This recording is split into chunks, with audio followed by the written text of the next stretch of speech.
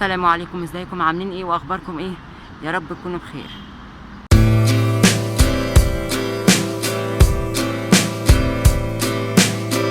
لو قلت لكم ان في نحات مصري عمل تمثال بقى رمز لنهضة بلد كاملة هتصدقوا؟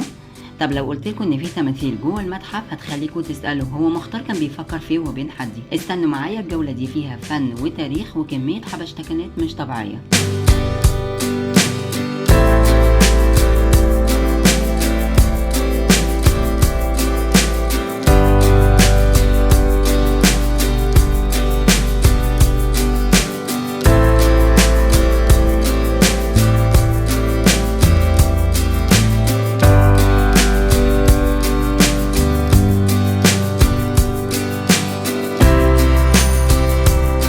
متحف مختار هو متحف في القاهرة في مصر بيضم تماثيل النحات المصري محمود مختار اللي كان تاريخ ميلاده 10 مايو 1891 وكان تاريخ وفاته 28 مارس 1934. بيعتبر مختار أحد الفنانين الرواد القلائل في فن النحت وصاحب تمثال نهضة مصر الشهير، وله متحف باسمه قائم إلى الآن. متحف الفنان محمود مختار الذي يعد قبلة لدارسي الفنون في مصر وشاهد على فترة تاريخية وسياسية هامة. تم تصميم مبنى المتحف من قبل رمسيس وايصا واصف ويضم 85 تمثال من البرونز والحجر والبازلت والرخام والجرانيت والجص.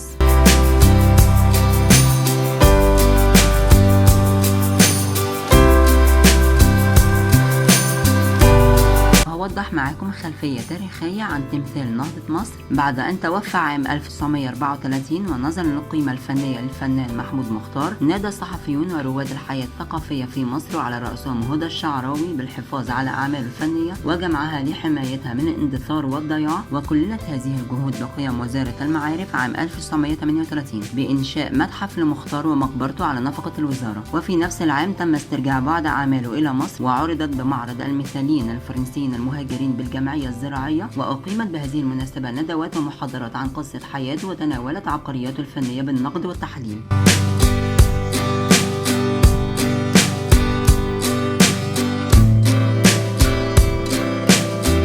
حدث أن اندلعت الحرب العالمية الثانية أثناء ذلك وحال ذلك دون إعادة بقية التماثيل، إلا أن جهود هدى شعراوي حققت نجاح عودة التماثيل، كما كان لجهود طه حسين وزير المعارف في الفترة من عام 1950 حتى 1952 أثر كبير لإعادة أعمال محمود مختار إلى مصر. في عام 1952 تم افتتاح متحف مختار في ملحق خاص بمتحف الفن الحديث ليعرض 59 تمثالا. وقام على تأسيس وإعداد المتحف كل من الفنان راغب عياد زميل محمود مختار وصديقه وكمال الملاخ الصحفي والأثر البارز. وقام المهندس رمسيس واصف بتصميم متحف مختار الحديث في حديقة الحرية بوسط القاهرة. ونقلت رفات مختار إلى المقبرة الجديدة بالمتحف.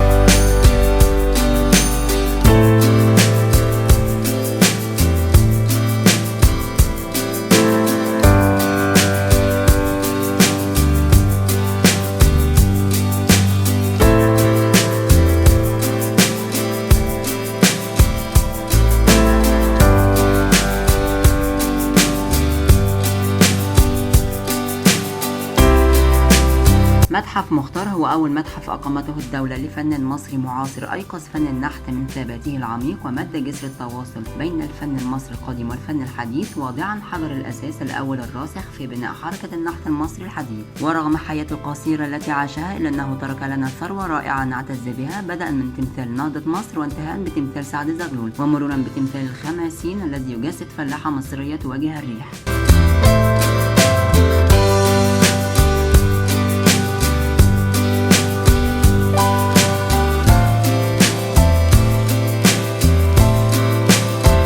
وتجتمع هذه الثروة الفنية في متحفه المقام خصيصا لحفظ التراث وتعبيرا واعترافا من وزارة الثقافة بفضله في إبراز قيمة الفنون الحديث بجانب الفنون القديمة. قام بتصميم المتحف المهندس رمسيس وايصا واصف وتم افتتاحه في 24 يوليو 1962. ويقع المتحف في شارع التحرير بجوار حديقة الحرية. ويعد متحف مختار تحفة معمارية تتسم بالكثير من مفردات فن العمارة، ابتداء من الكوبري الذي يصل بالزائرين من البوابة الرئيسية إلى داخل المتحف ونسبة المعمارية الفذة ومرورا بالواجهة المعبرة عن شموخ وعظمة صاحب هذا الصرح، وانتهاء بالتفاصيل المعمارية الداخلية وتوزيع الفراغات.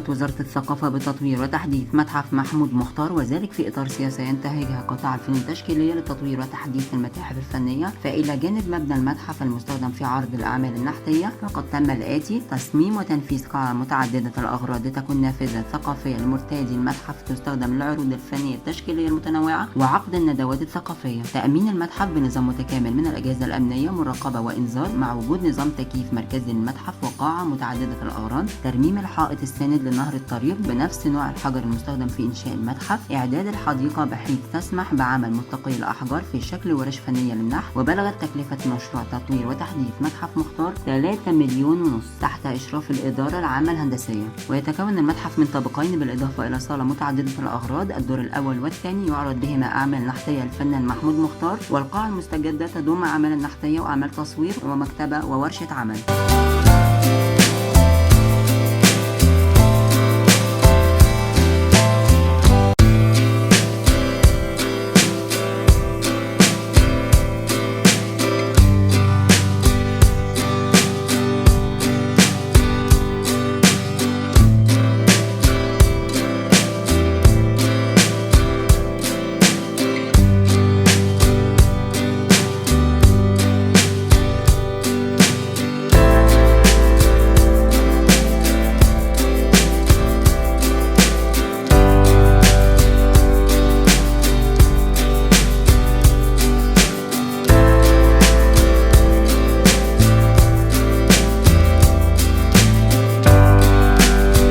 تمثال حارس الحقول مصنوع من البرونز ارتفاعه 45 سم، يصور فلاحا عملاقا يقف راسخا مرفوع الرأس، يسند عصاه على كتفيه، يمسكها بيمينه بينما يسند عليها بيساره في وضع استرخاء رائع من الناحية الجمالية.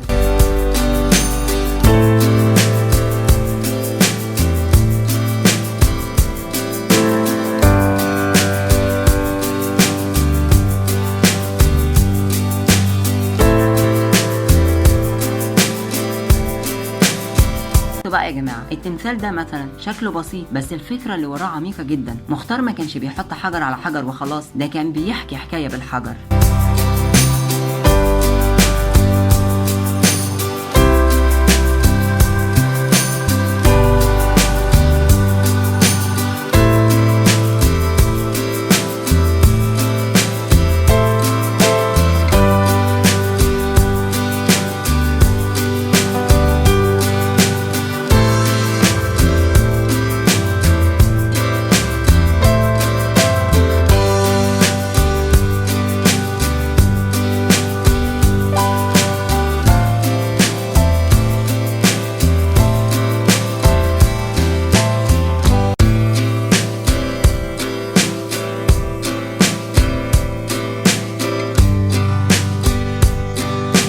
تمثال حاملة الجرة مصنوع من البرونز وارتفاعه 84 سم، بتتمثل فيه أروع صفات نحته مع تكامل شخصياته الفنية في تعبيره عن رمز مصر الزراعية ورمز الأمومة وربة الأسرة ونموذج العمل ونبع الحياة.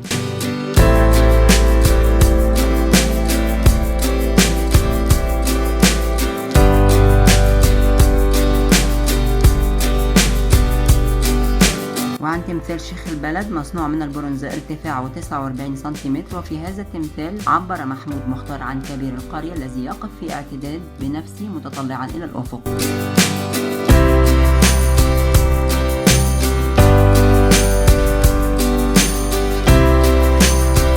عن تمثال رأس سعد زغلول مصنوع من البرونز وارتفاعه 104 سم، وقد نجح الفنان محمود مختار من خلال معالم الوجه أن يعبر عن سمات زعيم الأمة، فقد جسد مجموعة الصفات المعنوية بتفوق، وهي الجدية والإرادة والإصرار والعزيمة الماضية والشخصية القوية.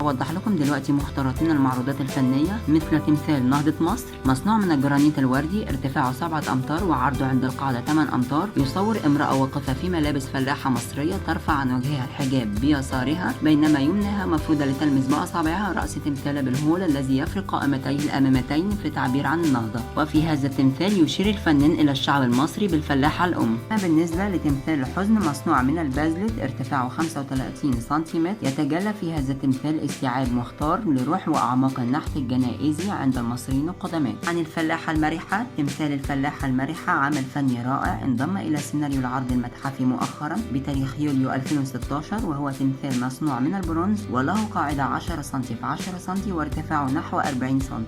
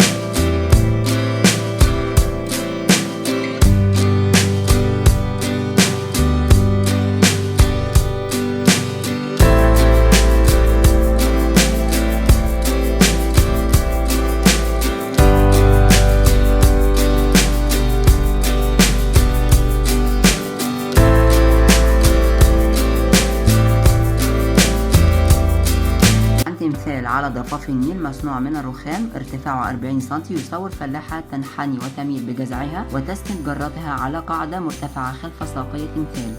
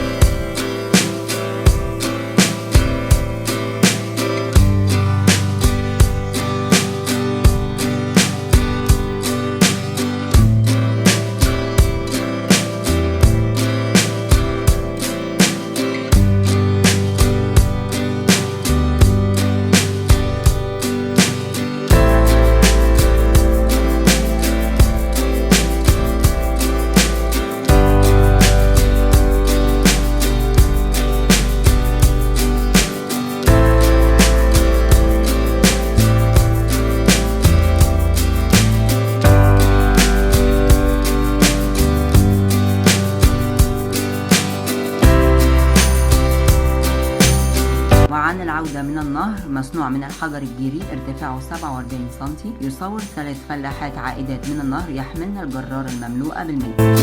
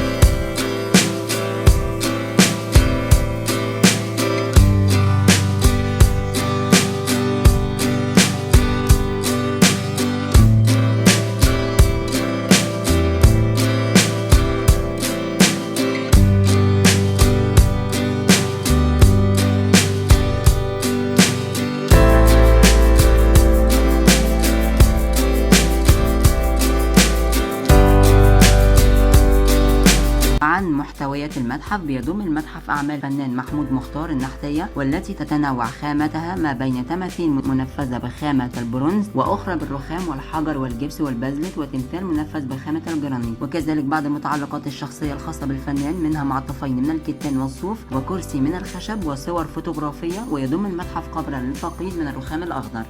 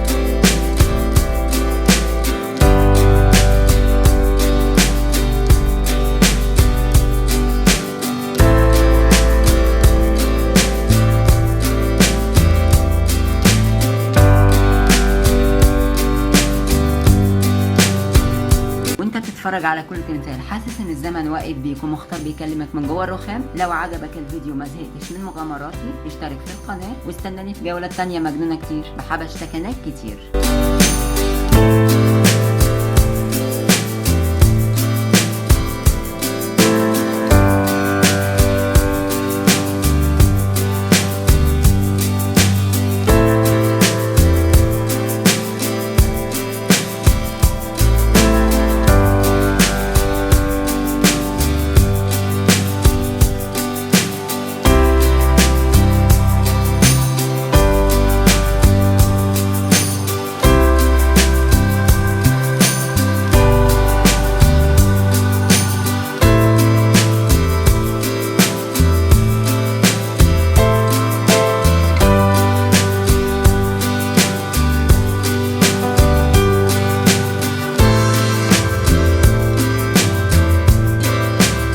كده نكون خلصنا الفيديو بتاعنا النهارده، ويا رب يكون الفيديو عجبكم. لو عجبكم ما تنسوش تعملوا لايك للفيديو وتعملوا سبسكرايب للقناه وتفعلوا الجرس عشان يوصلكم كل جديد، واشوف وشكم على الف خير ومع الف سلامه.